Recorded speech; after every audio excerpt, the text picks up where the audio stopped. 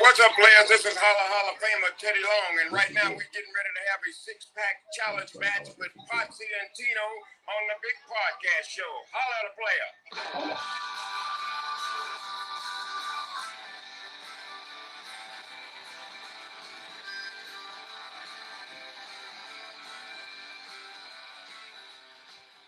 Holla at a player. Holla. We love Teddy Long. Ladies and gentlemen, boys and girls, Challenge! children of all ages, if you don't like this match, you're going to have another one against The Undertaker. Player. It's the Potsy and Tino show. Our theme song is always brought to you by Adam's Housecast, called The Wrestling Song. It's available on iTunes for 99 cents. Until this son of a bitch actually makes us a new theme song. Oh, did I tell you that? Not yet. You're going to tell us when we go to What's Up With You? Oh, well, okay. Tino started this conversation with me like 10 minutes ago, and I keep going, should we just talk about this on the show? Should we just talk about this? Say something else about the... It's okay. We can. Like for once, you afford the time. Dude, because I got excited. But like I said, our theme song is always brought to you by Adam's Housecast, called The Wrestling Song. It's available on iTunes for 99 cents. He's Tino Gray. I'm Rob Potsy Pochak. We are apologizing right now for missing last week, but there's a reason behind that. Yeah. And Tino, we got Joe Lowe in the audience already. What's up, Joe? But, we're saying what's up with Joe, but on top of what's up with Joe, we always start the show with the segment, what's up with you?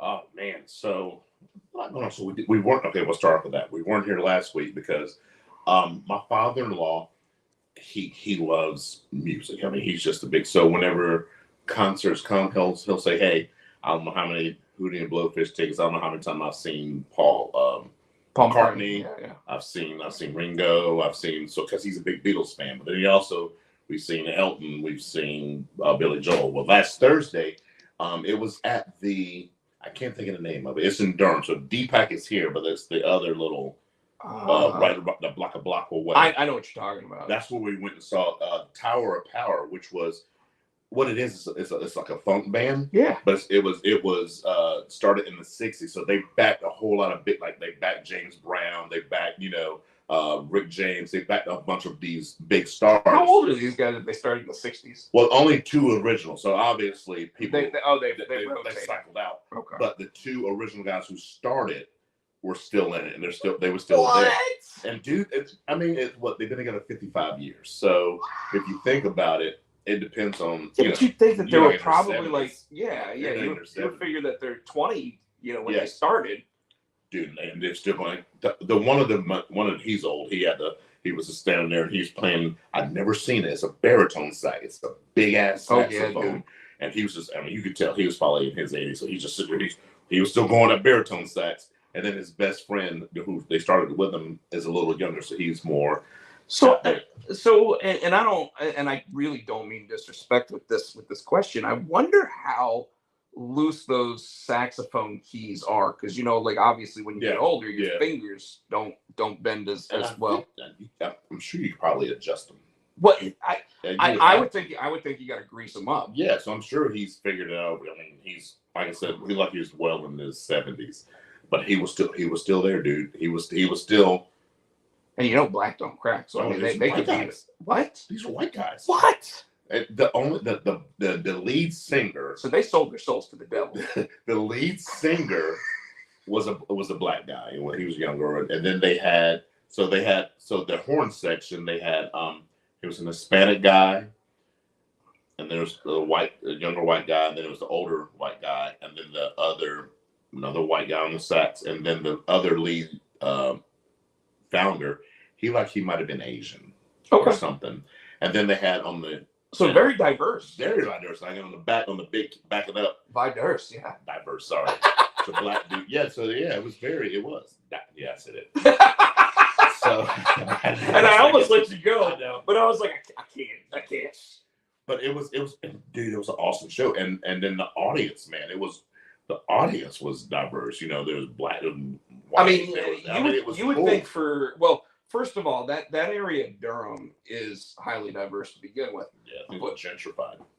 Yes, yeah. But on top of that, the idea that they're bringing in an act like that, they probably knew what kind of crowd they expected already. I mean, they've been doing what 55 years, and they're based out of Oakland, but they were here, and I'd never heard of it. But these people were just singing along. When he was calling out names of the song, they were singing it with them. I mean, they were singing along. So they've been around. So these people obviously are fans. The next wonder there is whether or not they travel, like the fans travel. Because some people are like parrot heads, right? Yeah. Where they just go to Jimmy Buffett. I got a friend of mine. She's a Sister Hazel, so she follows them. She goes on their cruises. She follows them all. Yeah, they are. It's a great band.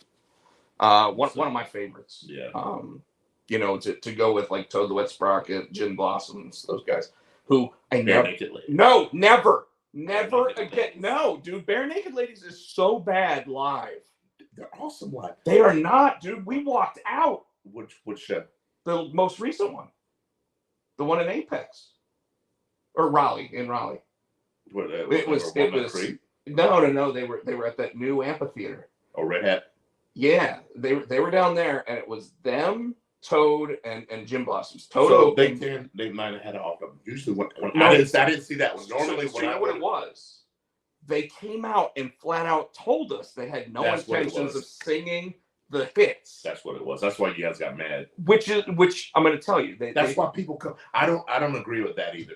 I want to be able to go to. Yes, you can play new shit, but I want you to play the shit I know, so you can sing and dance and crowd participation. You would never go. Like you'll never go to a Kiss concert and not hear, or I'm sorry, an AC/DC concert and hear Back in Black. Back in Black. You Shook Me All Night Long. You're never not going to hear those hits, right? Big balls. Sure. Right? Sure.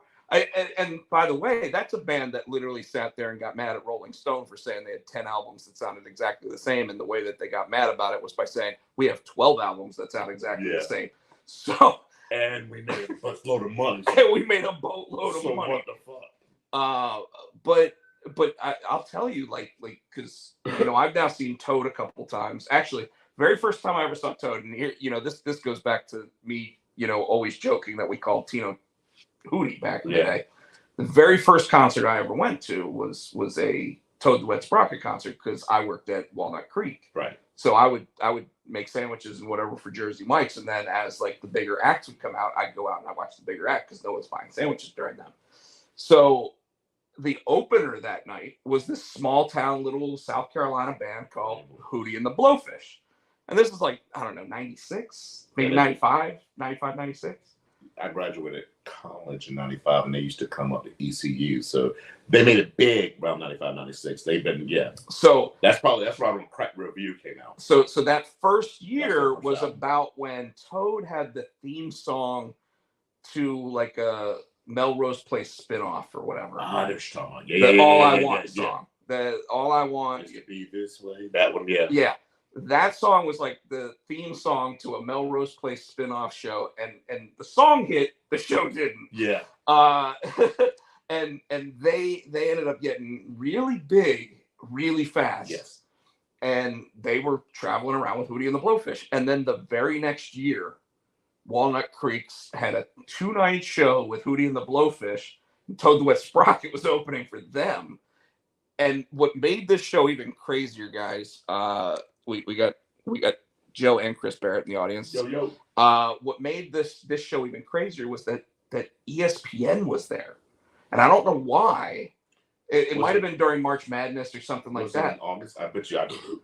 Because remember in August, that's when I was running karaoke with Fat Daddies. Remember they had the Jimmy V Golf Classic. Oh, so that might have been it. Because Stuart Scott and Dan Patrick both came out. Came to Fat Daddies and did karaoke after that. So that's probably what it was. And Dan Patrick went on stage that night and was like, "Ladies and gentlemen, Hootie and the Blowfish." Yeah. And it was like, holy shit. And of course, like I said, for like 4 years, I worked up there as like, making sandwiches and then going to watch the big act. But this night I was like, guys, I'm just coming to the show. I'm going to watch Toad the Wet Sprocket. And then all of a sudden, like, Hootie and the Blowfish comes out and I'm like, I'm not getting out of here. Like this place is fucking packed. I don't even know how we got on this subject, really, but We were talking about to the wet spot. we were talking about 90s bands or whatever but yeah, like, so what else is going on with you? Sorry. Oh, that's cool. We were talking about bands. Starting out, because we were talking about the band that I went and saw last Thursday. That's what. Oh yeah. So that was Thursday. Did I have a show this weekend? I thought you had one on Saturday. I did. The full band. My full band played in Cary. We played the Chef's Palette. That was a freaking blast. So that was a blast. I had people come out and hang out with that. Then Sunday was just church and you, and then so we've been talking about this for a while. I was like, I've been telling you for like, I know it's been about 2-3 weeks. When we went to the show, in Charlotte. Yeah, we went to NXT Vengeance Day. I'm getting tired of cable. And that's what's because that's when I was going to get the PlayStation. That's when you got on me about, don't watch streaming shit on your PlayStation. No. Hey, get a Roku. Hey, I'll say right now, don't use the $500 machine to stream your services except your TV. Yeah. So I got the Roku, and then I was like, so we got all this stuff on there. I'm like, and I got that cable bill. I was with Uverse, so I was paying $214 a month every month. Plus, you're paying for Spectrum for your internet. I'm only paying like $60, I think, for that. But you're still paying for that. Yeah. Because so $280 roughly for TV and internet. Yeah. I pay $130, and I'm complaining. Right. And so I was like, damn it. I was like, I'm tired of paying this. And that's when I started like, I don't know if I wanted to get like Hulu Plus. I don't know if I want to get YouTube. And remember, I was telling you because I wanted DVR. That was most important to me. I wanted to be able to record shows. And I told him that my buddy Sean, who lives right up the street, my former Sony rep, was like, I love YouTube TV. And so I started researching. I was on YouTube researching YouTube. That's probably not the best spot to research that one. No, but because they've got all the different people saying like cable cutters and but which ones are they going to show at the top? No. I have it's YouTube. They're sitting there going, "Oh, we want people to like." Because I typed in like Hulu TV versus YouTube. Sure. What the other one? Fubo. Yeah. Fubo. Well, I mean, there's also. I mean, they were honest. They were like, Hulu's good. Sling. Yeah. And so when I went into because I had to go in to get Matthew's screen protector on his phone at the AT&T store. I'm like, hey, I'm paying $214. I've been with you guys a while. You guys got any kind of deals?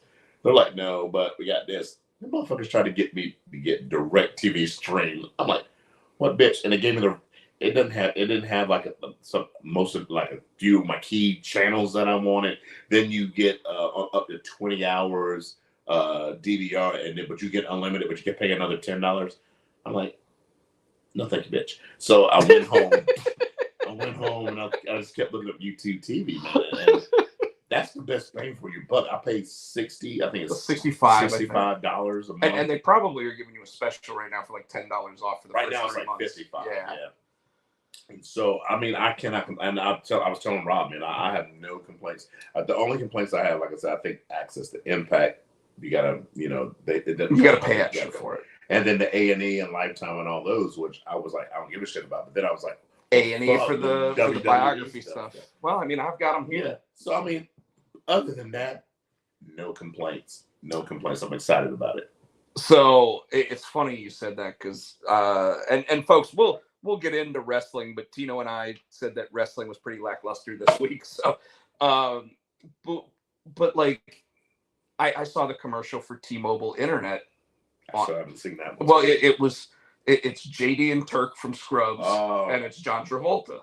Oh, I did see that, but I didn't realize that at the Super Bowl. Yeah. And I saw the commercial, and I was like, $50 for internet for 5G speeds. Well, I got to make sure that I have 5G in my area. Well, right here, I don't. When I go upstairs, I do. Yeah. So it's kind of weird. But they give you 15 days to try it out and whatever. So I'm going to do it because here's the other thing. My house is already pre-qualified for that $30 from the government stipend on your internet service. So as long as I contact them and ask them that ahead of time, I might be able to save $30 more and get my internet for $20 a month for 5G speeds. So you use T-Mobile against Spectrum? Is that what you're thinking about doing? Well, what I'm thinking about doing is asking them if I can do because the $30 stipend thing is the government. It's not Spectrum. Like so you can get that because the whole idea is that the government wants everybody to have internet. Excuse me. So they're trying to make affordable internet for everybody as the prices keep going up. So if I get locked in at $50 a month and all of a sudden I can sit there and add this thing for $20 or $30 off a month, if I'm paying $20 a month for internet, like, yeah, I'll sign up for YouTube TV and get that for $65. Or I'll even pay for the 4K package. I'll get it for $70 a month and get $90 a month for both. You know, but I called. So when I called to cancel, right? What they tell you? So I'm like, yeah, I want to cancel. Like, oh, we have a deal. All of a sudden, when I was going to start it. Well, that might be true. They have retention departments. And that's where she sent me. He goes, yeah, well, I see that you've been here, low cost since 2015, so we can do $20 a month off. I'm like, bitch, that's almost $200. That's $190. That's almost $200. I said, no. Send me the return label shit, and I'm gonna go to. They sent it to me. I went to UPS store and said, here you go. $20. And all you have to do to sign up for YouTube TV is just turn it on. Yeah. I got it on my phone. I can watch it from anywhere. My phone, laptop. How many devices does it let you do? 6. How many devices you got? No, it lets me do 6 accounts. So you can personalize it. So if Nicole, what I mean though is how many devices can be on showing YouTube TV at one time? 3. You can stream 3. Okay. Yeah. Okay. But that's on mine. If Nicole has if I say here, Nicole, she can set up her own library of different shit she wants to record. It's like her own little. You know what I mean? We should test it out whether or not I can do it too, and then I start paying you half your $65. But you don't want to pay $35 less. But you can only have one home TV. You see what I'm saying? Mm-hmm. So you can't be at 2 different homes. So that's how they get you. We need a VPN. A virtual private network that says that we're always at the same spot. Anyways, anything else happened this week? My YouTube TV. Oh, then we were talking about shows that we like. Oh yeah. Which I didn't realize until somebody told me at work. Well, should I talk about what's up with me first and then go into the shows? Yeah, because I don't let me forget. Because we got a lot of shows to talk about. Yes, we do. And then we'll talk about wrestling. I promise, a little bit. So not a lot really went on with me, except I did go to see Cocaine Bear. You went and saw that dumbass movie. That movie's fucking awesome. Okay? It has no right being as good as it is, Tino. But from the minute go, with 2 kids sitting there going into the woods and finding cocaine and trying to teach each other how to take cocaine for the first time. Oh my God. To then finding a bear that looks like it's dead that all of a sudden wakes up and starts chasing them. Because he's high.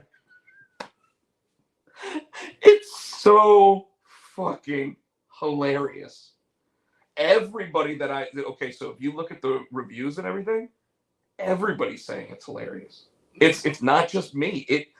I'll check it out. It has no. So what I would tell you to do is, if you don't want to go see it in the theater, because a lot of people won't, although it was the number 2 movie last week behind Ant-Man, which dropped a record 70% in its second week for a Marvel movie. Like, that is just like saying. I've talked to a couple people who thought it was good. So like I said, I don't. Iron Man or Cocaine Bear? Iron Man. So Ant-Man. I mean, Ant-Man. Yeah, I like to go and watch it for myself. I know. Ant-Man to me was not very good. I was very disappointed by it. But it wasn't bad. It just wasn't as good as they made it look like in the commercials. And obviously, their whole point is to make it look good in the commercials. Yeah. So, but I did go see Cocaine Bear. Okay. Friggin' loved it. But from the time you and I talked before we didn't do our show last Thursday to right now, I not only signed on to write a new comic book, I wrote the first issue, and the artist is almost 8 pages done. Is it one we've been talking about, or is it a whole new concept? No. Fuck. Yeah. I don't even know what it is. And I'm not allowed to talk about it yet because we haven't announced it. We're not here. No. Well, yeah. Maybe I'll tell Tino about it, guys. But it's pretty much fast tracked. Like it's gonna happen, and it's gonna happen pretty quick. And it's not like anything I've ever written before. What was? I mean, when did you come up with the idea? Like it. So I'll tell the story. We talk like every fucking day just between the text. So for me not to know what the fuck you're talking about, I purposely when you said we weren't doing the show last Thursday, I was like, fine, I'm not telling them about the idea. about this. And I was like, fuck it, I'm not telling them. Motherfucker. I was like, I'm gonna make this asshole wait. Well, all you had to do was look at my Instagram or Facebook or whatever, and I've been saying, hey, you know, it's really cool when you come up with a brand new idea I have seen that. and you fast track it to I'm like, and you're like, oh, it's just one of the ideas I already know about. Yeah, that's what I thought. No. Yeah. So let me put it this way: the closest thing I can say that it feels like to me is if you were to take Pixar and mix it with Wizard of Oz and Lord of the Rings. And it's not a super action adventure-y thing, but it is an adventure. And that's really all I can say about it on the air. Okay. But the way that it came about was you watched some Cocaine Bear. No. What? No. It's one of those. No, I'd already written the first issue by then. It's like in the theater where like powder comes out the suit. I got an idea. And I'm writing with both hands. Like, why's my handwriting so good on this side, so bad on this side? No.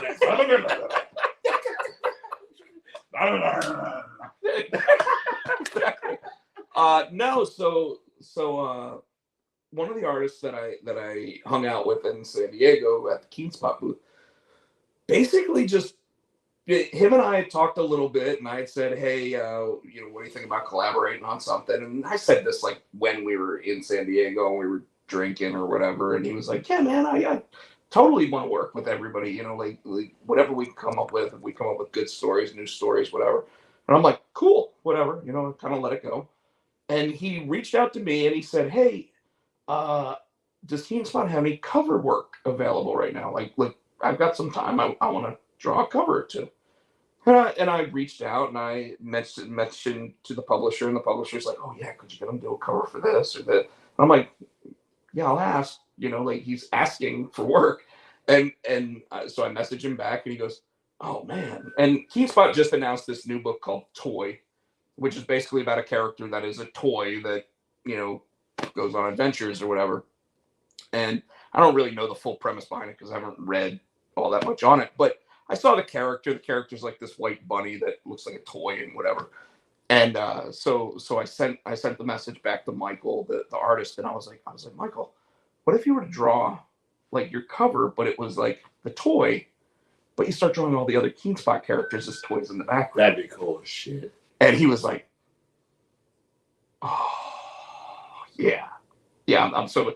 And like 20 minutes later, he sends me a sketch of it, and I'm like, you gotta be fucking kidding me, right? Like I'm a fast artist. You've seen me. I'm like 15 minutes. Okay, there's Hong Kong Phooey, you know, whatever. But he sat there and laid out an entire cover in like 15 minutes.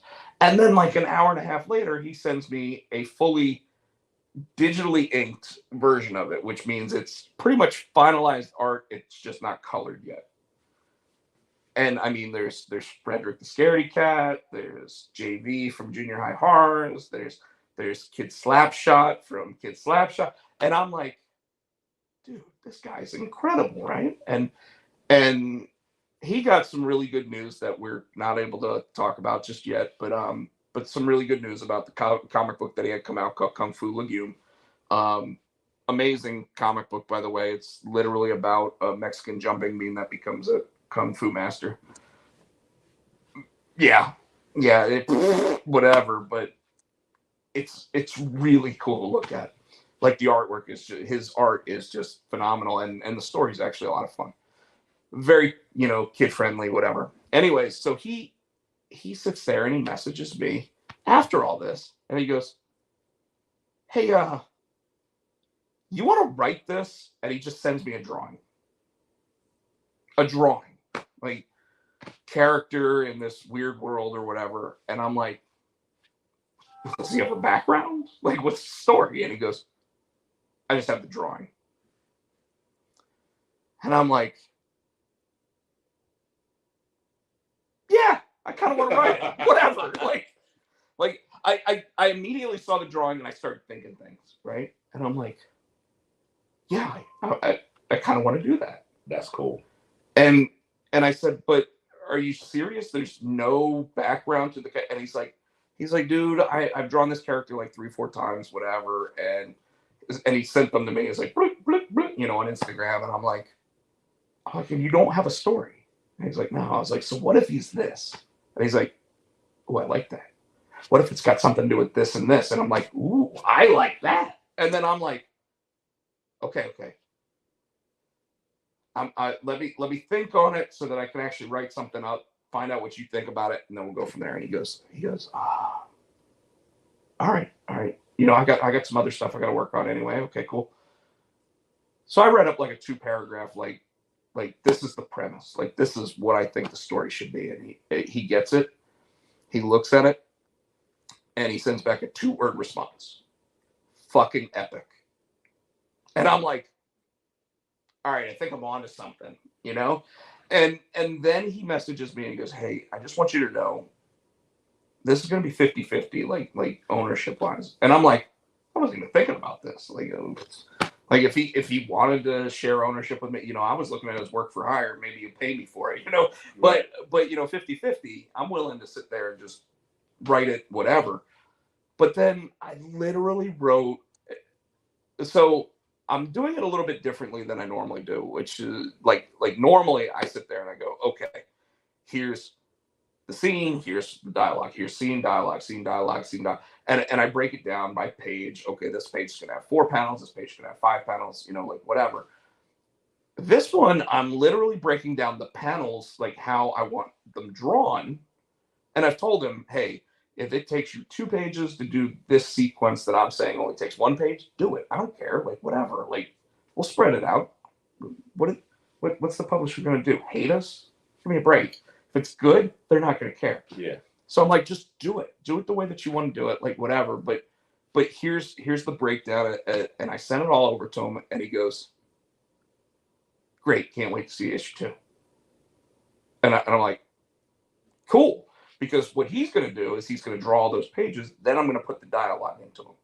Which, anytime I write a comic book, after I get the pages anyway, I take the dialogue I've already written and go, man, and I straight do dialogue anyway. So I was like, why am I going to waste my time writing dialogue? But there are certain lines that I'm sitting there going, oh yeah, that's gonna have to be a line in there. So I've started doing that with some of the stuff. So guys, like I am super stoked about this. It's gonna be 3 issues. It's not gonna be a big series or anything.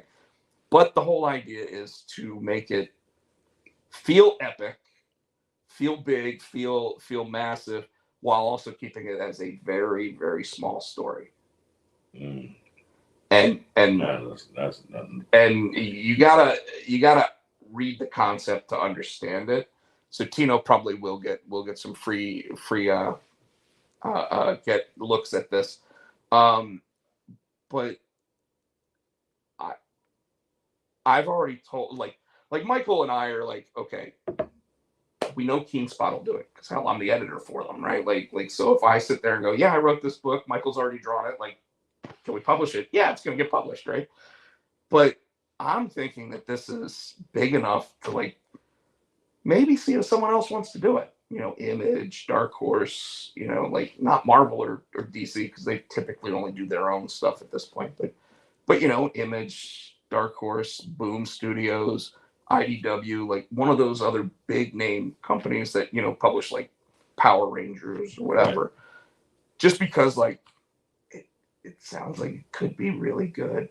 Nice. You know, and I'm really excited about it. And you know me, I get really excited about any comic book when I first start working on it. What about the EB? The what? EB. EB.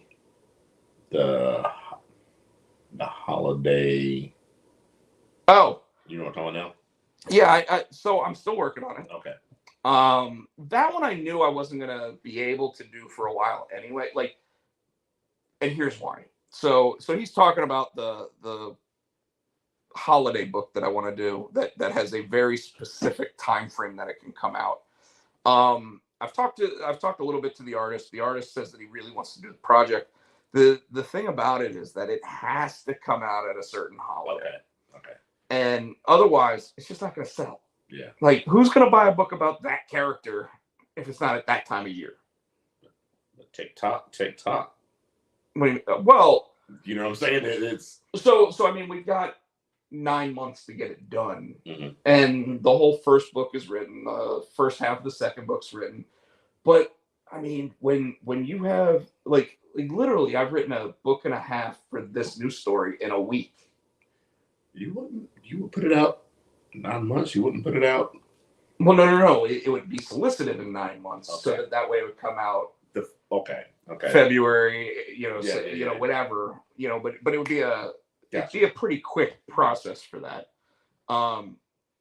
So that one's still in the works. Okay. This is still, and that's the great thing about being a writer is you can cheat on your written work all the time. Like it's not like being an artist where you have to work on the same work until it's done. And then the other one, I don't want to say the titles of them because I've got Immortal, which.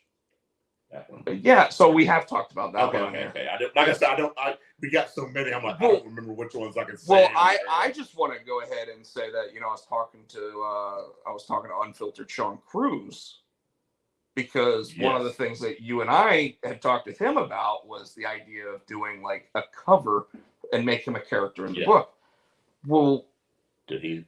Well, I mean, he just had Mikey Ruckus. New theme song. He also just had something else that if you follow his Facebook page, I'm not going to say what it is on the air because I don't want I know that anybody that is on his Facebook page knows what it is, but otherwise you got to go follow him. But it's a pretty big deal. I mean he's really making things happen. Okay. And when you say a signing, we're not talking about like signing at a event or whatever. No, I'm talking about there's a possibility. Like he's good, so dude, that's awesome. So and I obviously can't talk for him. Yeah. And I hope to see him in Fayetteville when Fayetteville Comic-Con comes around. We'll talk. Okay. We really can't say anything about his stuff. Well, now, I'm just okay. But curious, dude, because that's awesome. That is awesome. But when it does come to comic book projects, I mean, for me, Immortal's still in the works. However, the artist Rob Nikolakakis actually had surgery on his leg, so he's kind of stuck in bed right now. So I'm hoping he's going to start drawing on his iPad. To get the ball rolling on that again. He did say that he came up with a new method for the artwork to make it move faster. So we'll see how that goes. Stonkered, the comic book about the pro wrestler that goes into space. I've written the whole first issue. The only reason why that book hasn't moved forward as of yet is because the artist on it's going to be the same artist as Junior High Horrors, Eric Kent. And he, just like me, for the last 2 months had been ill. So under the weather, different aches and pains, whatever, but he's kind of been laid up. So after getting every single issue of Junior High Horrors out on time, I'm not sitting there bugging him to sit there, hey, we need to move along, he's, he deserves a little bit of a break and get himself healthy. But so Stonkered is in the works. It's like I said, whole first issue's written, second issue started. it's funny because I'll tell you, I get into the second issue of everything, and it's like I know how it ends. I just gotta get there, and you hit it, like as a writer, you don't hit necessarily writer's block, but you hit like a wall where it's like you're you know where it goes. You know like so. I almost want to write from the end back into it, but I don't know how to do that. And some writers do. I write sometimes when I get stuck like that, I'll write a chorus or I'll write a hook, and then I'll build around that. Well, yeah. So like if I had the middle, yeah, that's like remember the movie Caddyshack? Yes. Did you know that movie was written as just a bunch of like random scenes, and there was no story built around it? And they were like, well, if we want to make a movie out of this, it's got to like have like a path. So that's when they added in like all the Chevy Chase scenes of like him not wanting to do the competition and everything. And you're like, no fucking way. That's awesome. I didn't know that. Yeah, like crazy. And you know, we've gone almost 40 minutes now. We haven't even talked about pro wrestling. But let me just think, is there anything else that I didn't talk? Oh, I got the PlayStation VR 2. Yes. Tino may try it if we get off of here early enough tonight. The thing I will tell you about it is that the main game that came out for it, Horizon, not Forbidden West, but it's Call of the Wild, I think is what it's called. It's made by the same people that did Horizon Zero Dawn, Horizon Forbidden West. When you put the headset on, and by the way, like the setup for it was cool as shit. Because like I moved this out of the way, the table that we've got set up here. I moved the chair up in front of the TV so that way, like I was like, okay, I can sit and play, because it's got seated, standing, and then it even has free motion mode where like you can move. I get scared of that. Well, I know that it boxes you in, but I still get scared. Well, it doesn't really box you in, because what it does is it has you like there's 4 cameras on the headset. And the cameras actually spatially figure out your room. So like when you're in seated mode and you have a table next to you, it tells you can't look at, you can't look that way. When you're doing free motion mode, like you can move because the headset knows where the walls are and everything. But it knows where the TV is. It knows where the TV is, but it doesn't mean that you're not gonna sit there and go like this at it. So it does kind of freak me out thinking about it. But when you set it up, those cameras like do this like 3-dimensional like crystallization of your room, and you're looking around and you're like, this is fucking cool. Another cool feature of it is just by hitting one button, it automatically makes the cameras turn on so you can actually see the room. So you're not just reaching around trying to grab stuff. You actually can see everything in black and white, but it still does that. But dude, I turned on the Horizon game. You start out in a boat, and by the way, this is on my Twitch stream. By the way, like you're obviously not going to get the same feelings that I got if you watch this, but the first like 20 seconds of it, you're in a boat, you're a captive. And they're telling you to shut up, sit down, don't move, and you're just looking around the world, right? But you can fully turn around, look behind you, everything else, because I mean it's VR. It's not fake. But then one of the giant. So have you ever played Horizon? I've seen it. It's been a while. It's kind of like Jurassic Park with like robotic creatures, and it's a post-apocalyptic world, but yet like they've basically become like aborigines almost. So you're sitting here like trapped, and all of a sudden you see this giant creature step over you, and all you can help to do is go like a Michael Bay movie. You're just like, oh. And then you realize that like the controllers actually have a little bit of like grip feel to them. So like when you let go, you see the fingers actually start going like this. So I'm sitting there trying to give like middle fingers, and it won't let me because the middle finger is attached to this thing. I'm trying to flip it off. I'm trying to be like, hey, fuck you guys, whatever. But it's just going. So here's what I noticed about it. Visually, that game is amazing. So it's not on the TV. It's in the. It's right here. And so, like, if you watch my Twitch stream, it's going to look like you're watching on TV. Mm-hmm. But when you put the headset on, you are fully immersed, and it is like, okay, am I breathing? And I mean this because you're like, and you're like, so I turned the fan on and everything because, like, when you're sitting there like trying to move forward and stuff, and it feels like you are actually in it, if you don't have a fan on, like, you feel like you're being like okay, I feel like I'm stuck. Like there's so when they talk to you about motion sickness and stuff, you get motion sick if you're not ready for it. Oh damn. And it's so I turn the fan on high and let it just blow cold air on me because, dude, I took that headset off and I had sweat just coming down my face. Oh damn.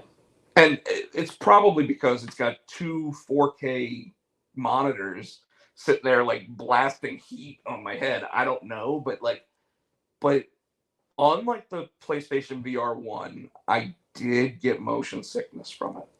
And the only thing I can assume it's from is, so the game's got a lot of traversal. So like Uncharted, where you're climbing a lot, yeah. Right? Well, you're doing that. You're doing it in first person. But when you all of a sudden can't reach around the other side, you gotta click a button on the controllers, and then it goes, and it does it so fast that you're not ready for it. And the more I did the more I was like, oh, okay, I got to take this headset off. So I got through like 30 minutes of it, just climbing. And I was like, I don't feel good. So I took the headset off, got myself feeling better, tried another game. I tried the Star Wars game, Star Wars Galaxy Edge game. Super cool looking, same problem. Click, click, click, moving way too fast. That's this one or the other one? That's the new one. Okay. Like the old headset, I didn't have any problems. So this one's okay. Yeah. How many games you got in that thing? I think right now I got 3. I got the Horizon game, which came with it. I've got Resident Evil, which I didn't even get very far, and it just made me feel sick. Oh damn! Like, and it made me feel sick because, like, I think at that point I'd been playing the whole VR too long. So, like, I think that it's a 30 to 60 minute burst, and then it's like, okay, let's do something else. Gotcha. But I also think that might change based on the weather in the room and everything else. Like, because the fan's not on high right now. Mm. But if I turn it on high, I don't get as much of that feeling. So I don't know. But I would tell everybody, do not play it while drinking. Oh, hell no. Like, a drink, probably fine. No. But it was funny as I was at Walgreens to pick up some prescriptions, and I almost picked up Dramamine. Mm. Nicole wants to take Dram because she has motion sickness too. But I literally was thinking if I took one before I played VR, I could probably play it for 4 or 5 hours. Well, you know, one of those patch things. That's what she got. When we go, like when we went to Universal this last, wherever the Harry Potter is. Oh yeah, Universal. When we went there for her birthday, and she's like, I don't know if I'll be alright. So my father-in-law who's in right medicine, got her this patch. It's good. It'll stick. It stays on for like 3 days, 72 hours, and then you can just go. Wow. And she rode everything. Did not get sick. We went on the Hulk, the Incredible Hulk, the roller coaster. I'm like, this is gonna be the test. She loved it. Let's do it again. I'm like, okay. Dude, the only thing I want to do at Universal now, like, so I do want to go back to Disney because they got the Tron Light Cycle ride now. Yeah, we're going. And I want to do that. Did you finally get your passes and everything? We got the plane tickets. We got the hotel. We got to finish paying off the hotel, but we are going to do Genie Plus. Gotcha. Let's go. Yeah. But then Universal Hollywood, the one in California, just opened Super Nintendo World. Oh shit! And they have a Mario Kart ride. Now, how close is that? Like when you go there to Comic-Con, that's probably not. It's closer to if I went to the one that's coming up right now called WonderCon, because that one's in Anaheim. So Hollywood is like Los Angeles, whereas Comic-Con is San Diego. Okay. Which means it's they say it's a 4-hour drive, but with LA traffic, there's no way to tell. But either way, like, that's awesome. That sounds fun. Super Mario Kart, dude. Yeah, and I mean, like, it's a rail ride, but you get in the cart and it shoots you around, and it's like the 3D stuff. Where the cool thing about that one is it actually looks like it gives you VR helmets to wear during it. So, but yeah, all right. We've talked about everything for almost an hour now. Oh yeah, dude. Shit. But the good news is I don't think we're going to talk about wrestling for that long, because I don't really think it was that great of a week of pro wrestling. No. And it might change tomorrow with Cody showing up on SmackDown, but we'll jump in, guys. We appreciate you being in the audience. Sorry we haven't really paid attention to the chat. I didn't really see anything in the chat. Chris Barrett says, "Damn, Rob, I'll give you money for the scopolamine patch that Tino is talking about." Yeah. For you. Okay, if you give me the money for that patch, is it over the counter? Can I get it over the counter? Do I need a prescription? I'll just bring some home. So it might be a prescription thing. But she didn't go to the doctor to get a prescription for it though. Yeah, but so we missed last week of pro wrestling. Do we really need to talk about it? No. Only thing I'll say about last week of pro wrestling is the Sammy Kevin moment, where Sammy and Kevin basically, Kevin said, "Fuck you! I still don't want anything to do with I don't want anything to do with you. Why don't you go out and ask your buddy Jay if he wants to help you take down the bloodline?" Then on SmackDown, we got the same storyline. We got Sammy coming out when Jimmy Uso came out. Jimmy sits there and well, I guess that actually is where we are, right? Yeah. Like, so when we talk about SmackDown from last week, I think we just dropped two viewers. Is there those wrestling now? Peace out. Yeah, but I thought that they're normally here for wrestling. But we got Jimmy Uso to come out and say he doesn't know where Jay is, but Jay will be out there later, blah blah blah. And then at the end of the night, Jimmy's out there with Solo, or no, it's just Jimmy, right? Yeah, just Jimmy that night. And Sammy comes out. He's like, "I don't want to fight you. I don't want to do this," and blah blah blah. And then he haluva kicks him when Jay actually shows up in the audience, and then Jay just stares. Where are they going with this? Because this week on Monday Night Raw, we got Paul told him he has to handle the Jay situation by himself this week on SmackDown. Right, but so we'll bounce around, folks. Why not? We'll do it a little differently than usual. But on Raw, the show starts with Jimmy Uso and Solo in the ring, basically saying that like it doesn't matter if Jay's not here, the bloodline's still together, blah blah blah. No Sammy, but this time we get the Street Profits come out. They have a match. Jimmy and Solo win, which I thought was a little bit odd. Yeah. Like, are they leading to that split between the Street Profits? Because I really don't want to see them split. I'd rather just see them go, "Hey, let's do the New Day thing, where every so often we get back together, but otherwise we go do our thing." The New Day thing, the DX thing. You know what I'm saying? Well, but DX actually broke up and had like the 3 Stages of Hell match and all that stuff. But they still come back together. They do, because I mean sometimes same thing with the Brothers of Destruction. Almost all of them, though, when they finally get to the point where it's like, okay, we're DX, like they just won't be together, and then they get together for DX. It's not like they ever fight again, What's the other one? APA. They never really fought, like at all. Yeah, that's true. Okay, but Ron said, "I'm retiring." Damn.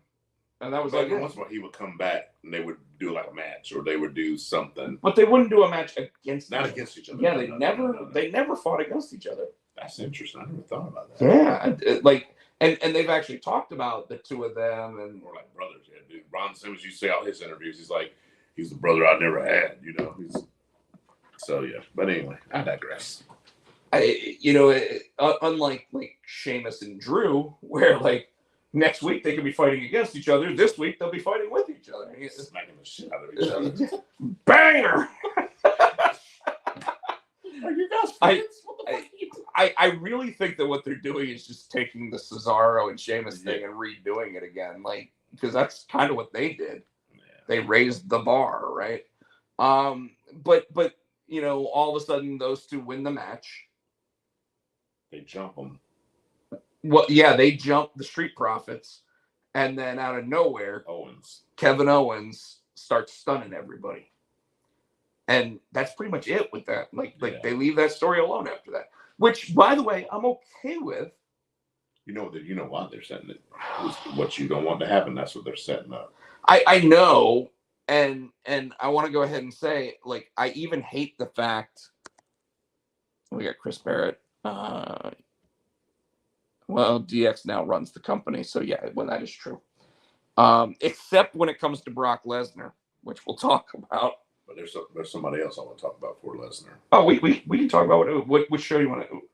Because it's the same thing. It bounces back. So it bounced back from last Friday night SmackDown with the Firefly Funhouse. Okay. And it's just Bray, which I didn't understand. He's the Muscle Man dance. No, that was Monday. Oh, that was. Remember, he's watching himself say, "I don't care if it's Bobby. I don't care if it's Brock." And then Bray's watching it, and he's got his hat. And he's going, "Oh!" He's watching. Oh, I didn't understand what the fuck that was about. I kind of took that as this, and I could be way off. I kind of, Chris Barrett just said that DX now runs the show, right? Mm-hmm.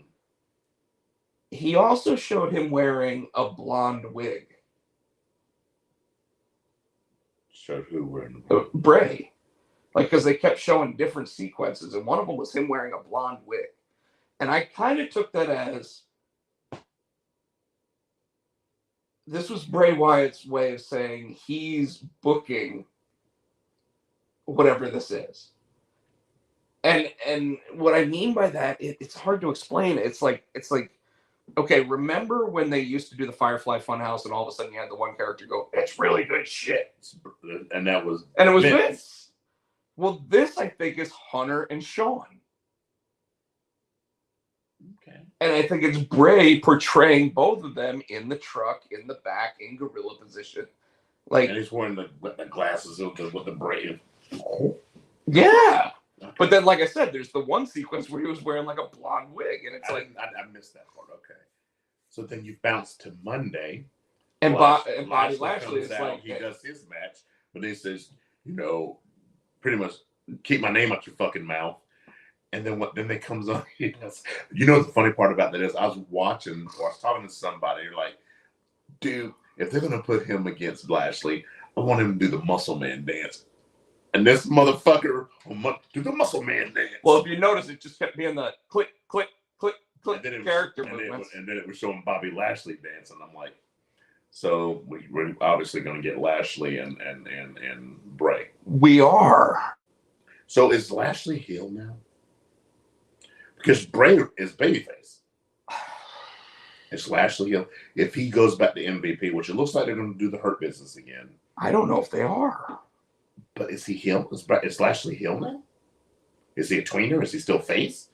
I don't know. I think they just look at him as he's Bobby Lashley. And I hate saying that because it's a cop-out answer, right? Like Stone Cold, even when he was a heel, still got babyface. Same thing with The Rock. Definitely same thing with The Rock, especially when The Rock would run down the whole city. Yeah. And they'd be like, please, Rock, say one more nasty thing about us. Yeah. So, but Bobby's not getting that. He's not, but he's not getting booed and he's not getting cheered necessarily. He's getting both. And any good wrestler will sit there and tell you, I don't care if they boo. I don't care if they cheer. I just want them to react. And they're reacting to him. And they're reacting to Bray. But I think that it's because, one, the booking of Bobby really hasn't been good, even with the Lesnar stuff. Like we don't know who was the babyface, who was the heel. Like when you look at and it almost looks like when they take those two guys, they book them as a big name fight. Yes. But in a boxing match or a UFC fight, yes, sometimes people come out as the heel, but there's almost never a baby face. They're always assholes to each other. Yeah.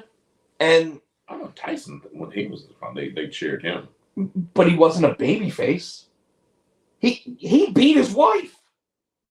I'm talking about, I'm not talking personal shit. Although he did actually say at one of the best lines ever when they asked him, they said, "Did you hit Robin Givens?" And he said, If I'd have hit her, I'd have killed her. Yeah. Which, by the way, Floyd Mayweather, you look at it, and I don't know how they haven't booked the fight between him and his wife, because she's the only one he hasn't knocked out.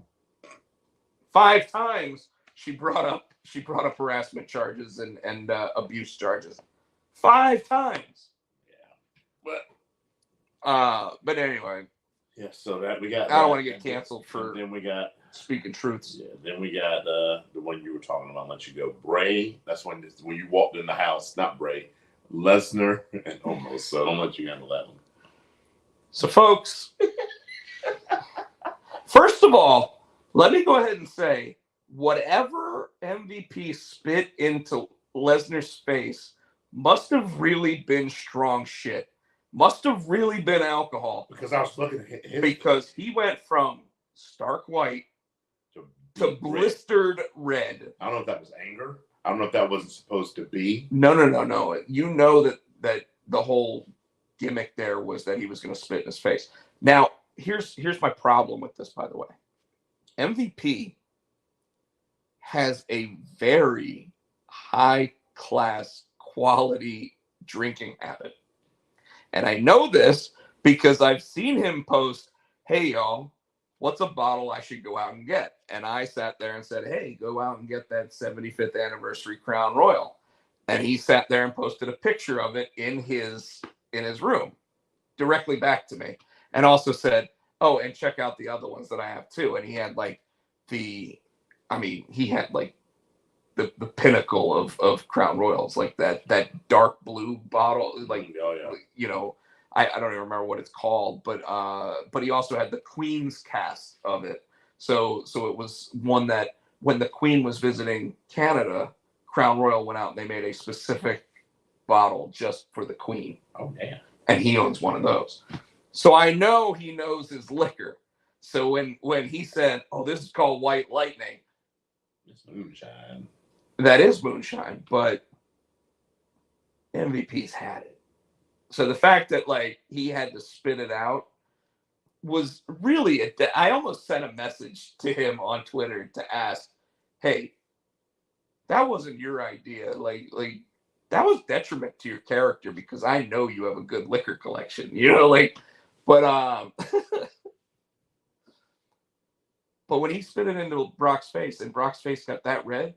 Now, Brock is a good sports entertainer. Every time you want him to have the right reaction, he has the right reaction. But I don't think you can make your face turn that red in that little time from just getting spit on. So without sitting there going, because he didn't. He just he took the thing and started wiping his face off. And by the time he handed it back, he's blistered. Okay. So whatever it was, and by the way, if anybody watched the biography thing on Jake the Snake Roberts, they talked about how Jerry the King Lawler poured real liquor down Jake the Snake Roberts' mouth when he was a recovering alcoholic. Yeah. Oh, we got comments. Ms. Mayweather has probably knocked Floyd out once or twice. I don't think so. Chris Barrett said it's kerosene. That was it. That's what it probably tasted like if it was real White Lightning. Yeah. But anyway, but yeah, so out of nowhere, when we think we're gonna get another Brock versus Lashley match, MVP comes up with this harebrained idea of Omos versus Brock Lesnar, and Brock Lesnar says, "Why not? I like your pitch. I like what you said. Let's go ahead and make it happen." I knew when he got in that ring and said, and they started cheering Suplex City, I promise you, there'll be no suplexes. I'm like, you're gonna get F5. You're gonna get F5 like a motherfucker. Might get choke slammed out in the ring. No, I knew but that you knew it was coming. yeah, we knew it. And he's like, "Oh, okay, so I know you're a man of your word. You said no suplexes. I will come into the ring." No suplexes. And he did. He did. And I feel like, but Brock kept calling him almost. Like, I don't want this match almost. You know, like Omos wasn't even in the building. Like, he never showed up. Like, this screamed of bad booking. And now the rumors have come out of who actually said they wanted that match at WrestleMania. I thought he was nowhere near. So it's interesting that you say that, and what we're talking about is the man whose name starts with V. And I'll say it that way because we know they watch our show. If you remember, the day that Triple H became the head of creative, Brock Lesnar walked out of SmackDown. Like, walked out. And it was right before SmackDown went on the air, and he came back because cooler heads prevailed. He did it. He did what he needed to, did the business, and then left, and then did the SummerSlam match or whatever, and then wasn't seen until what? Almost Royal Rumble time, right? Right around Royal Rumble time, who came back to the company? Yep. And immediately there was rumors that Brock Lesnar said he wants his matches booked by Vince. So I wouldn't be surprised if they're working under the agreement that the one set of matches that can be booked by Vince right now. So you think the Lesnar Lashley matches for Vince? No, I think they were already on the books. Okay. I think they had talked him into the Lashley matches because it sounded like a good story.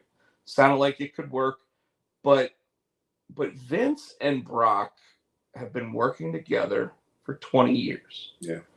Even when Brock left the company and left on bad terms, when he came back, his money and everything else was literally him and Vince in a room talking money.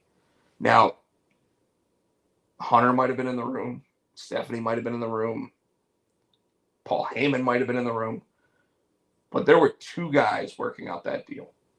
And if I had to guess, I think that's where it was. Okay. And so when Vince came back, Brock probably went to Hunter and said, "Hey, I'll do these matches that we already agreed to, but going forward, I want this." And are you going to tell Brock Lesnar no? He brings in money. And if Vince McMahon says, "Brock, I want you to face Omos," like, it's the only way we're going to get Omos on WrestleMania this year. Yeah. And the cool thing about it, like, let's talk about this from a perspective that Brock Lesnar's in his 40s. Omos is probably in his late 20s, maybe early 30s. If they can get this kid to work, and they can get, like, Brock will make money with him. Yeah. And I could see Omos running that match pretty well, like actually looking good during the match, because it's just going to be him and Brock hitting on each other and pounding on each other. And I could see him taking the advantage and then Brock sneaking out a win by getting an F5, kind of like the match at Saudi Arabia between Omos and Braun Strowman, where Omos pretty much ran that match, and then all of a sudden Strowman hits the power slam and the match is over, and you're like, oh, that makes sense. Yeah. So if they could actually get this guy working in a fashion that they were trying to do while he was working with AJ Styles, but AJ was running all those matches, they can try to get him doing that. You could see where he could be the next giant that actually like people are scared of. Like right now, nobody's scared of him because they don't think he can work in the ring.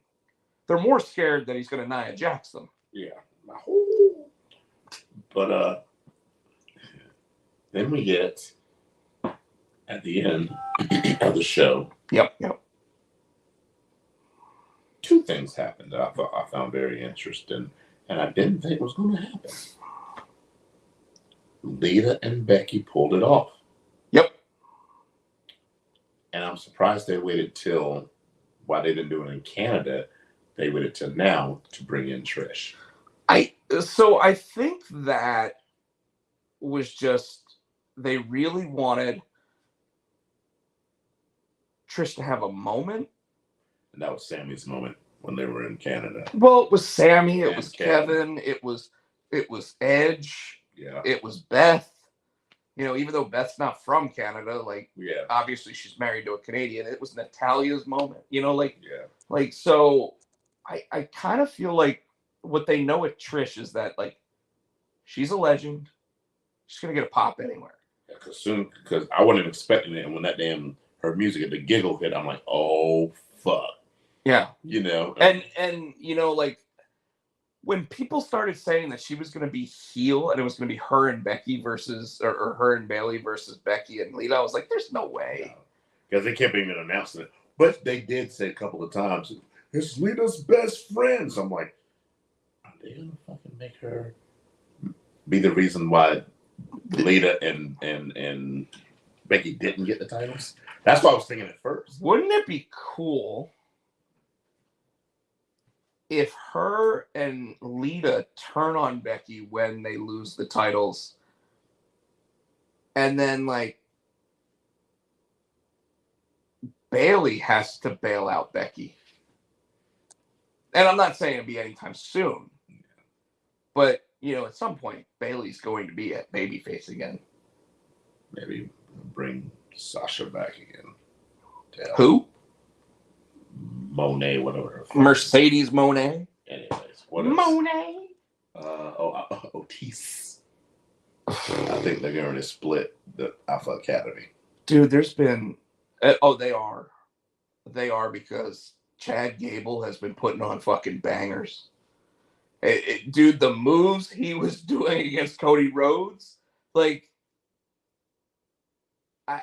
I've never seen some of that shit before.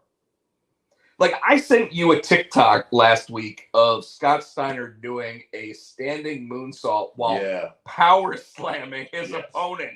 And it was Ron Simmons that he did it to. And then he did it to Ron Simmons' Doom tag team partner. And I was like, I've never seen something like that before. Now, granted, both times he did it, I thought he was going to break his own neck. Yeah. But he got right up and just kept going. And I was like, I've never seen that. Because that's a 280-pound man that he did that with in his arms. And even Rick Steiner's just sitting there going, but I think, so I think I may call it right now, folks. Wait, are you telling me that Bayley isn't a baby? Just shut up, Chris Barrett. Come on, man. Come on. We love you, but come on. I'm calling it right now. King of the Ring, Chad Gable. Be surprised. And it would catch everybody off guard. Yeah. I almost wish they would bring back Kurt Angle to actually be his manager. Except then you get double E. Double E. I can't. All right. So that's all I got for him. Well, did anything happen on NXT? I asked you because Carmelo and Trick. No, Carmelo and big strong boy. What is that? Tyler Bate. They put on a banger. They put on a banger. Dude, is okay. Your opinion. Remember when 2.0 started? Yeah. And everybody hated it. Yeah. How long did it take before all of a sudden we were sitting there going, damn, NXT's doing it? Braun Strowman did that. I'm not Braun. Braun Breaker. Well, but I mean, he came out like the first night of 2.0. Yeah. But it wasn't just that, though. Like, it was the way. It was when they finally moved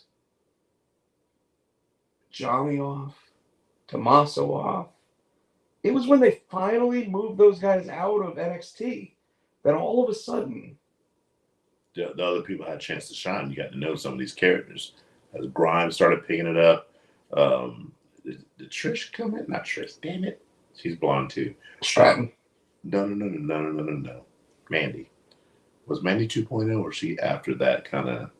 She came in right about when 2.0 started. She might have come in right before it, but she was sent down by Vince. Yeah. So I mean, you know, so Vince was probably signed up for her Fansly page they or whatever. Call it 2.0 anywhere. It's just NXT. Yeah.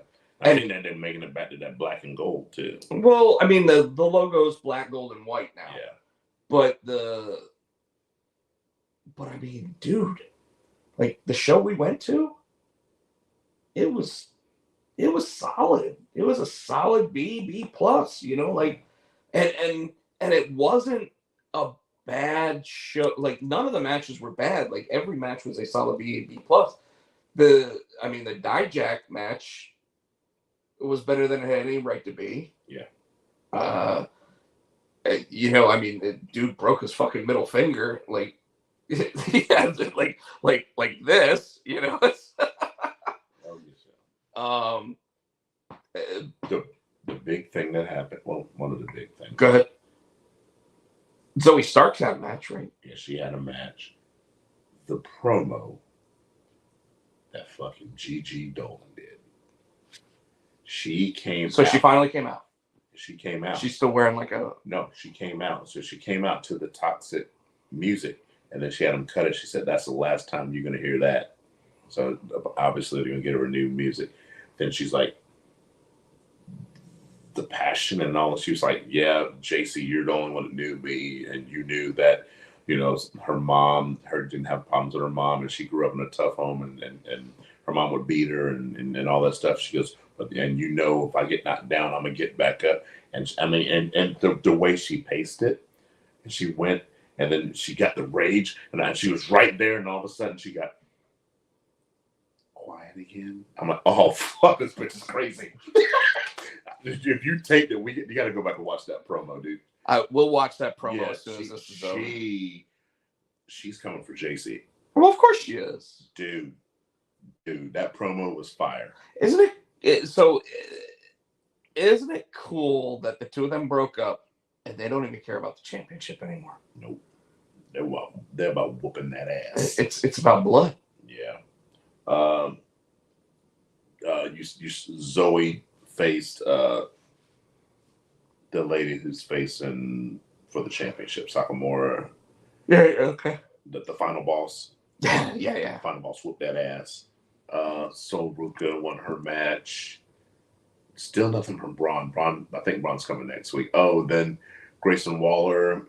Shawn Michaels accepted Grayson Waller's invitation. So next week at Roadblock, they're going to make the Grayson Waller effect. It's going to have Shawn Michaels, and he called him out. He says, "Are you going to be the Heartbreak Kid, or are you going to be the blazer wearing, cowboy hat wearing, corporate?" He called him. I forget what he said. So I don't know. I don't know if we're going to get. I almost hope, because there's rumor that Shawn Michaels is actually just supposed to be bringing in a new signee that's a big time signee to then take his place in whatever. I almost hope that if they do decide to use Shawn Michaels in a capacity where he wrestles, he doesn't use it as part of the HBK legacy. And he almost just says, "Hey, I'm the authority, Shawn Michaels, now.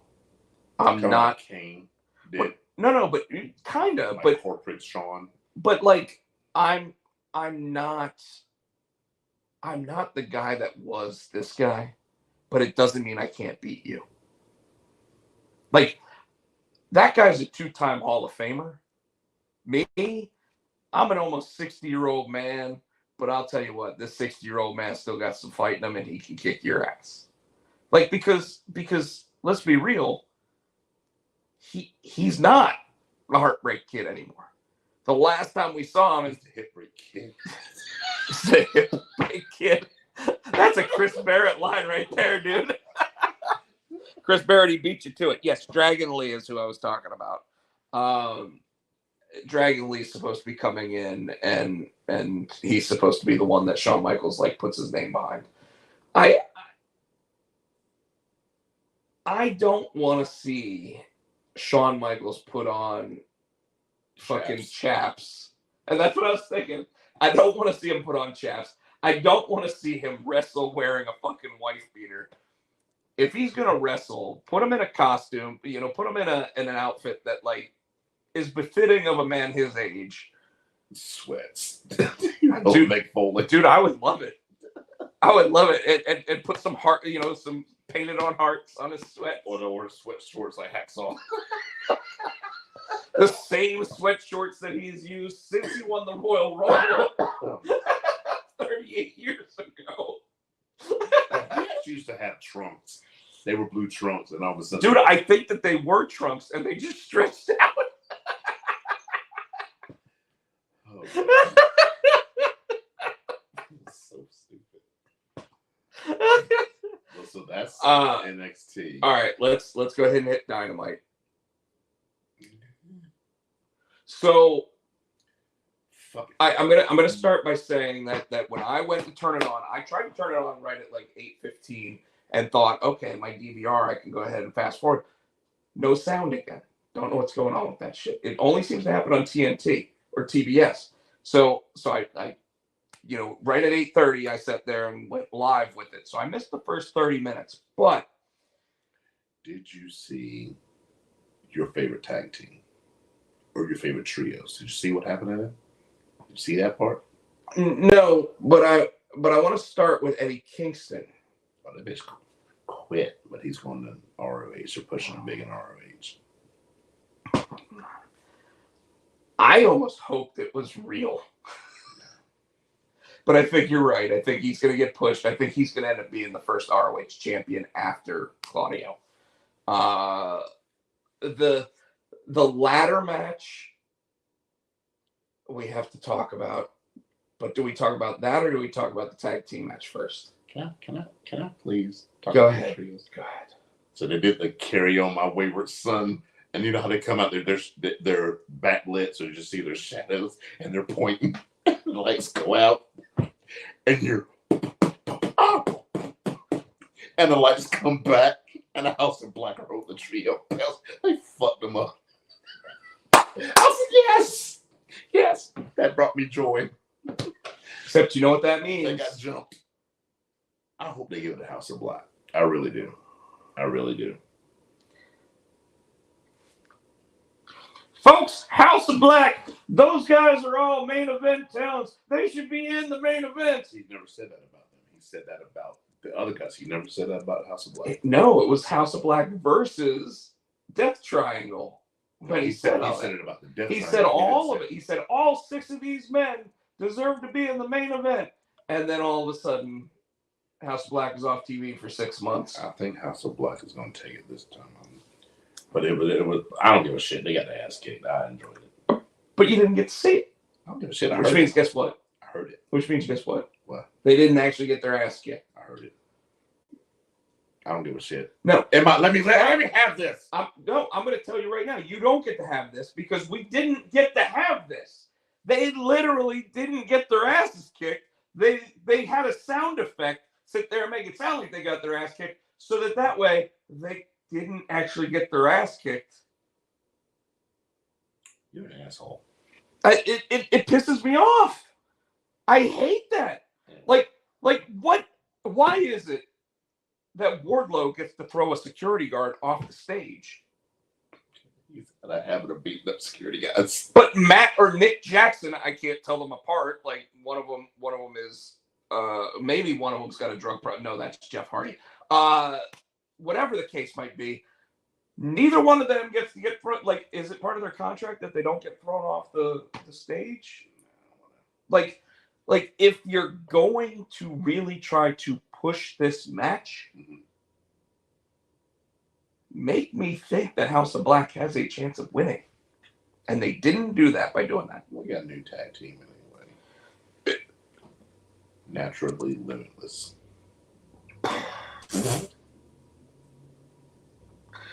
Hey, Keith.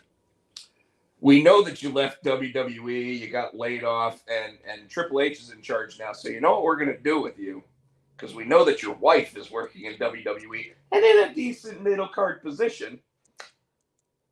We're going to put you with the one guy that we really know isn't going to be here too much longer. I don't know. I think that... Oh, they might win the match. No. I think Keith will go back. Because he was a Triple H guy. The question is, how long is his contract? Like, Tony Khan's got this thing where he's signing everybody to 5 years. Oh, so you don't know that. Well, Vince is doing the same thing. Not anymore. We don't know how long. Like, if I had to guess, Cody's contract is 3 years. Now, extra time probably got put on it because he was out injured. Just like Kenny Omega, whose contract is supposed to be over last month, apparently had 9 months added to it because guess what? He was out for 9 months with an injury. And apparently, Kenny Omega, you know what? We're still talking about Monday Night Raw here. Kenny Omega apparently was on the sessions with Renee Young, or Renee Paquette, sorry. And he started opening up a little bit about the incident and said that he really hopes that the other party is doing okay. Fuck him. He pretty much, so interestingly enough, part of it, because I agree with you for most of it, he said that we'll never be able to talk about what actually happened. But when I went out with my injury, everything in AEW seemed like it was everybody's all in on AEW. When I got back 9 months later, that wasn't the case. And I think that that's another dig towards Chicago Phil. Because Chicago Phil came in like a month after Kenny Omega was out. And then suddenly, 9 months later, Kenny Omega comes back and he's like, why is there all this infighting? And you know what? I believe that. I believe that when he came back, he was like, when I left, this place was like in unison that we're going to take down Vince. What the fuck happened? And I really do think that you know, like, I'll give Kenny credit here. I think that's what he actually thought when he came back. But then he started sitting down with the Young Bucks and he started hearing their stories of like what Chicago Phil was doing. And before you know it, Kenny's sitting there going, all these new guys, fuck them. You guys are right. Young Bucks, you guys are right. Like, fuck these guys. Fuck this Adam Cole guy. Fuck this. You know, and he should have actually said that because they started doing the whole Adam Cole with the Elite and Kenny Omega coming back, and you thought they were going to do Adam Cole versus Kenny Omega. Never happened. Bryan Danielson suddenly in all these big-time matches. Keith Lee shows up. All these guys show up. And Kenny Omega's like, what am I supposed to do now? Where's my spot? Like, what am I doing? Like, and I believe that. At the same time, I think, did you ever watch the show Scrubs? Yeah, it's been long. Which is funny because like I'm watching it again for like the 8th time. But there's a scene where there's one of the attending doctors who runs the MRI machine. And he gets so mad at all of them at one point because they're like, we want you to run this test. And he's like, it's my machine! My machine!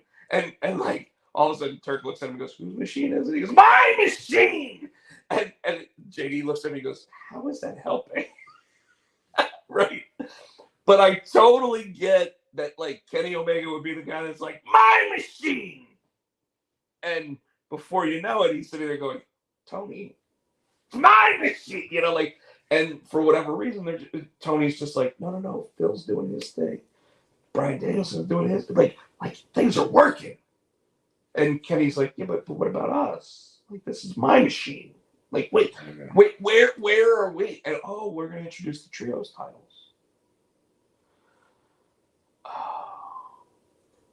Because let's be real, a professional wrestler's ego is always to be the best professional wrestler you can. It is never to be Dolph Ziggler. I mean, Dolph Ziggler's is like that at this point, but you know what I mean. Yeah. So, so I kind of get that with that whole thing. Now, getting off of that topic, because I only want to talk about two more things. The ladder match. Actually, I want to talk about three more things, but I'll make one of them really quick. The ladder match. Should referees ever hold the ladder so that a guy too short to grab the thing? That's not why they held it. If you noticed it, when he knocked the ladder open, when he knocked the dude, he broke the shit. Broke it. That's why they were holding it. But he wasn't the only one they held it for. They came into the ring and held the ladder like 4 times, which meant to me that if there were no referees holding that ladder, nobody stood a chance of winning that match. Now, granted, the 4 times that they did, I suddenly was like, oh, is this match going to end? No. Should referees ever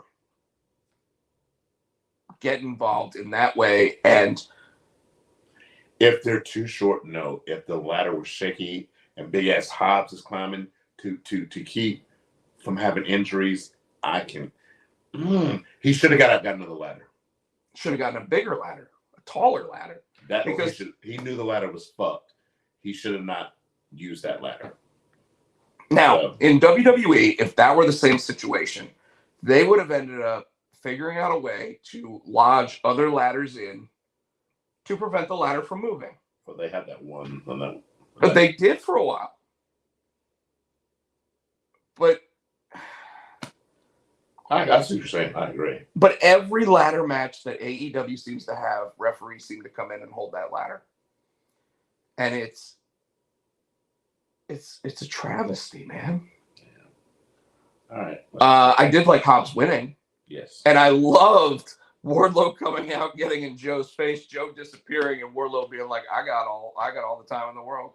Like I got the giant Sonic the Hedgehog ring. Hobbs sitting in the chair just like, yeah, you go at it. It's fine. I got this. Loved it, by the way. Tag team turmoil shit.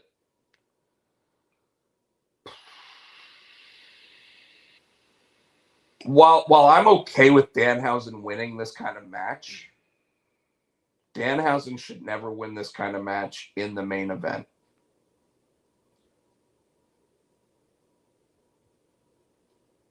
And who the fuck gave the Butcher the okay to sit there and use the Stone Cold Stunner? And then actually call it a stunner? Because that's what it is, called a stunner. Oh, I know.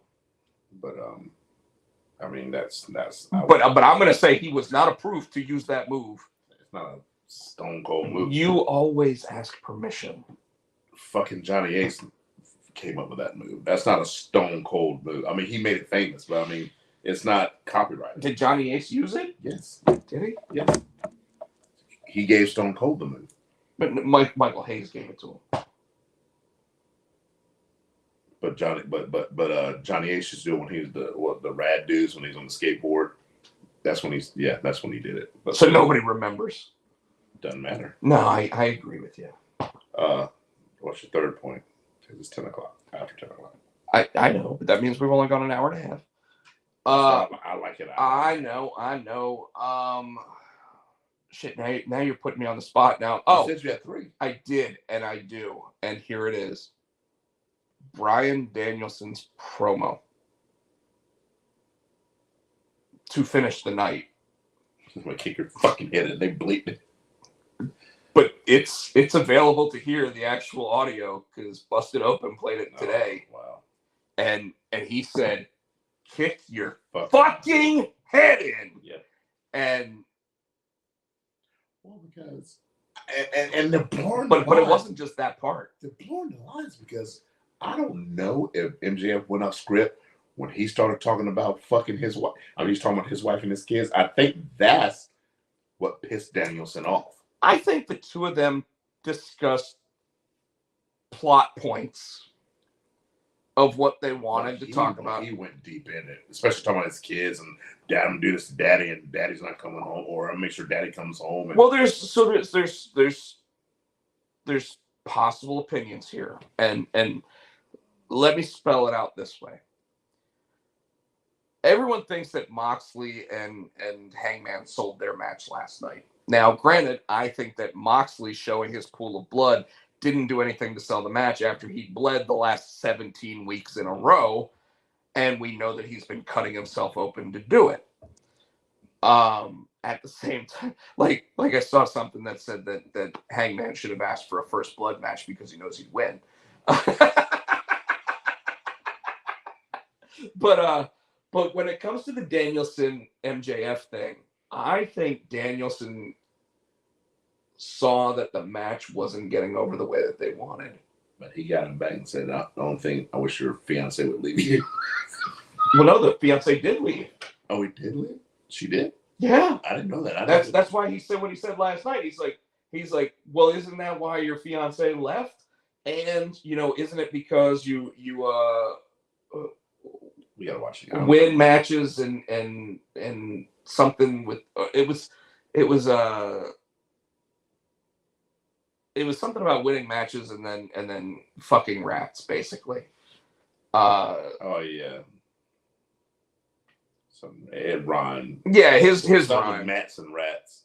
Yeah, mats and rats, like pinning to mats and fucking rats, something basically. Like backs to mats, pinning backs to mats and fucking something like that. Yeah. Yeah, and I have to assume that Danielson going, okay, I know I'm putting this guy over at the pay-per-view.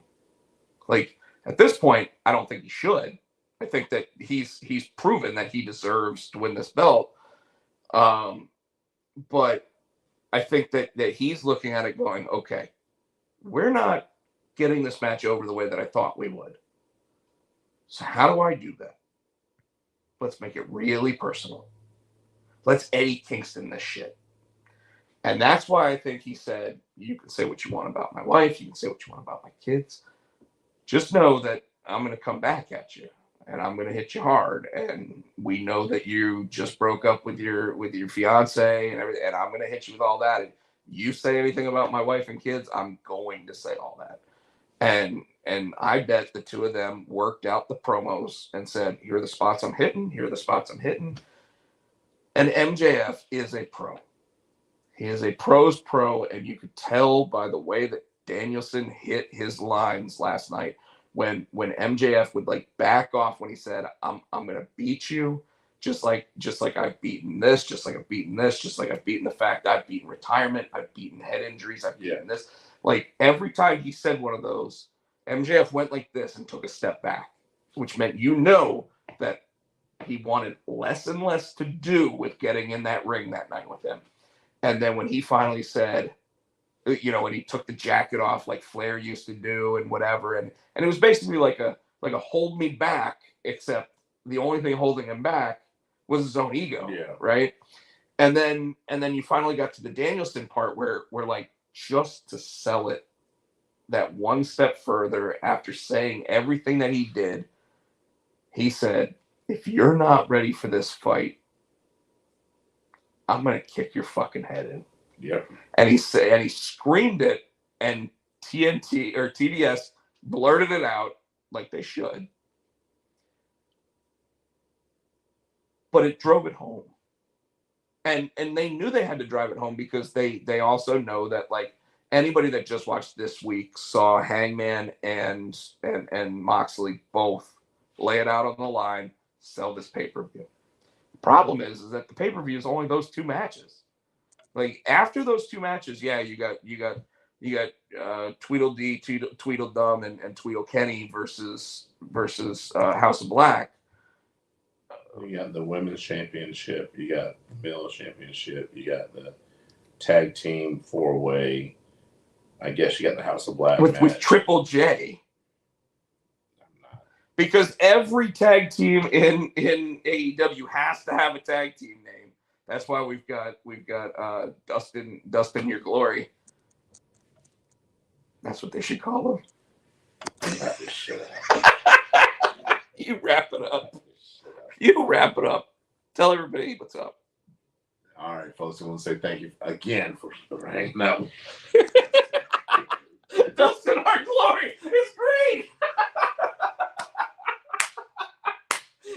It's an old guy and a guy with gray hair. Come on, it's Dustin Our Glory.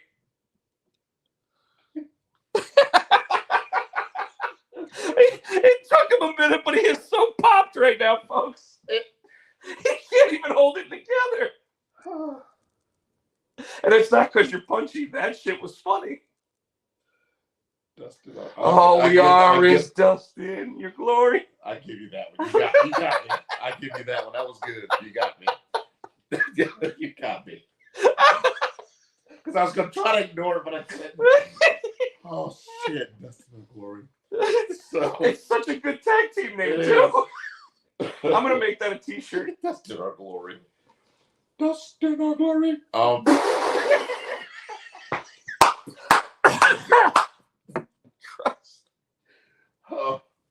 Thank you guys for sticking around. We've been the Potsy and Tino show. You can check me out on the Twitter. I'm HoodieFan91.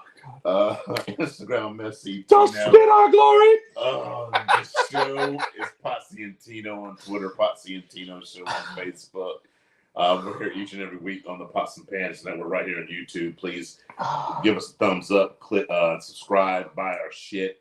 Thank you to Adam's House Cat for our wrestling, for our theme song, the wrestling song you get on iTunes for 99 cents, 99. Give me your handles, bitch. Instagram, Rob Pochak, Rob Potsy Pochak.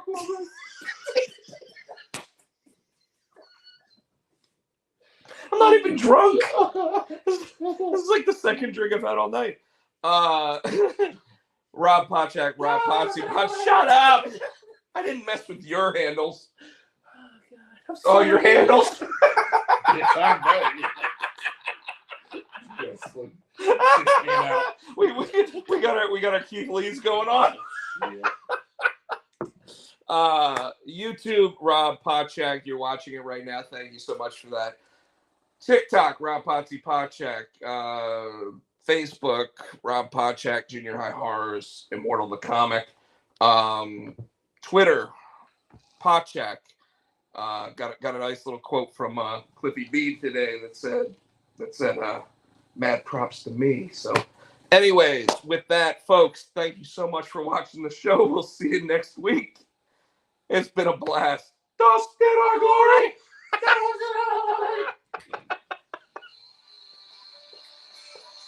Oh. Dustin Our Glory. Woo! In our glory. Ah!